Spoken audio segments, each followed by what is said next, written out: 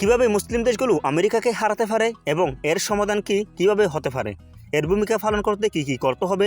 America বর্তমানে বিশ্বের অর্থনৈতিক, সামরিক, প্রযুক্তি পরাশক্তি। মুসলিম দেশগুলো তাদের সমষ্টিগত জনসংখ্যা ও সম্পদ থাকা সত্ত্বেও বৈশ্বিক প্রভাবের দিক থেকে পিছিয়ে রয়েছে। এই ভিডিওটিতে আমরা সমস্যার মূল কারণ তুলে ধরব, তাহলে ভিডিওটি সম্পূর্ণ দেখার অনুরোধ রইল। মুসলিমরা কী কারণে পিছিয়ে রয়েছে? অর্থনৈতিক দুর্বলতা কি, রাজনৈতিক বিভাজন, প্রযুক্তিগত অগ্রসর, সামরিক ক্ষমতার পার্থক্য? তাহলে কি আমেরিকাকে হারানো অসম্ভব?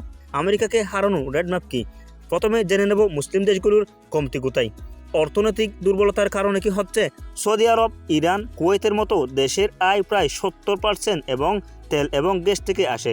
বিশ্বব্যাপী জ্বালানি বাজারের ওঠানামার কারণে অর্থনীতি অস্থির। শিল্প বৈচিত্র্যের অভাবে মালয়েশিয়া এবং তুরস্কের ছাড়া বেশিরভাগ দেশে সীমিত উৎপাদন বা উচ্চ প্রযুক্তির শিল্প রয়েছে। রাজনৈতিক বিবর্তনের কারণ কি?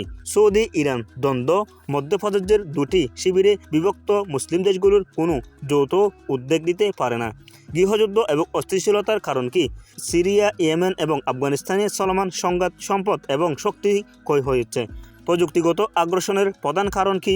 গবেষণায় বিনিয়োগের অভাব। মার্কিন যুক্তরাষ্ট্র প্রতি বছর গবেষণা ও উন্নয়নের জন্য 700 বিলিয়ন ব্যয় করে, যেখানে সমগ্র মুসলিম বিশ্ব 20 বিলিয়ন ব্যয় করে। দক্ষ প্রকৌশলী ডাক্তার বিজ্ঞানীরা পশ্চিমা দেশগুলোর দিকে যাচ্ছে। এই জন্য কি মুসলিম বিজ্ঞানীগুলো থলনীতি নেমে গেছে? সামরিক ক্ষমতার পার্থক্য কি রয়েছে? বাজেটে গ্যাপ। মার্কিন সামরিক $886 বিলিয়ন মার্কিন বাজেট, সমস্ত মুসলিম দেশের বাজেটের চেয়ে 10 গুণ বেশি আমেরিকার। প্রযুক্তিগত শ্রেষ্ঠত্ব আমেরিকার, স্টিল ফাইটার, ড্রোন, সাইবার ক্ষমতা তুলনাহীন। তাহলে আমেরিকাকে হারানো রোডম্যাপ কি? পর্যালোচনায় দেখা যায় অর্থনৈতিক বিপ্লব, বৈচিত্র্য, তেল নির্ভর রহস্য পাচ্ছে এবং টেক্সটাইল, ফার্মাসিউটিক্যাল, রোবোটিক বিনিয়োগ করুন। উদাহরণস্বরূপ বাংলাদেশের পোশাক খাত, ইসলামিক অর্থনৈতিক মডেল, ইসলামী অর্থায়ন, হালাল শিল্প, $3 ট্রিলিয়ন বাজার।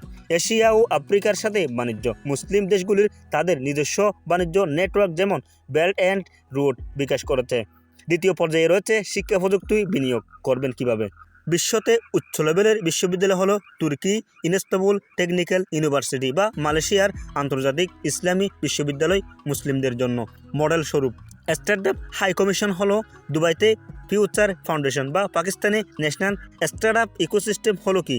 দুবাই ফিউচার ফাউন্ডেশন, পাকিস্তানে ন্যাশনাল ইনকিউবেশন সেন্টার। এর মতে ক্রমাগত প্রকল্প রয়েছে।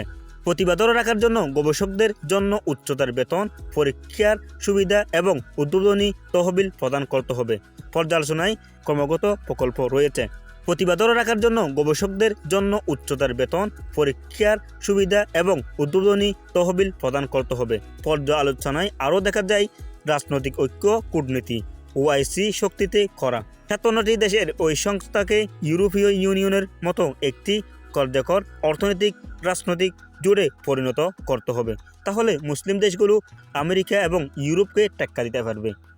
যেখানে মুসলিমগুলো নিপীড়ন হচ্ছে, আমাদের অনেক খারাপ লাগছে। ভিডিওটি দেখে এবং কেমন লাগলো অবশ্যই মতামতগুলো আমাদের কমেন্ট বক্সে জানাবেন এবং আপনি যদি আমাদের চ্যানেলের প্রথম হয়ে থাকেন অবশ্যই আমাদের চ্যানেলটি সাবস্ক্রাইব করবেন, ফেসবুক পেজটি অবশ্যই ফলো করবেন, লাইক কমেন্ট শেয়ার করবেন। আসসালামু আলাইকুম রহমতুল্লাহি ওয়া বারাকাতুহু।